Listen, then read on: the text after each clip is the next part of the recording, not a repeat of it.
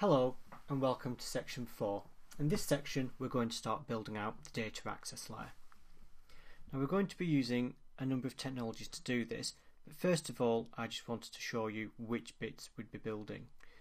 If you remember from an earlier slide, this is the layered architecture that we're basing our application on. The data access layer is obviously going to be the bit down here. However, to support that we're also going to need to define our model and a number of contracts or interfaces on which to build it on. We're going to be using a number of technologies and patterns. We'll be using Microsoft Entity Framework. We will be using it as a code first implementation. Now what that means is that we will define our models in code.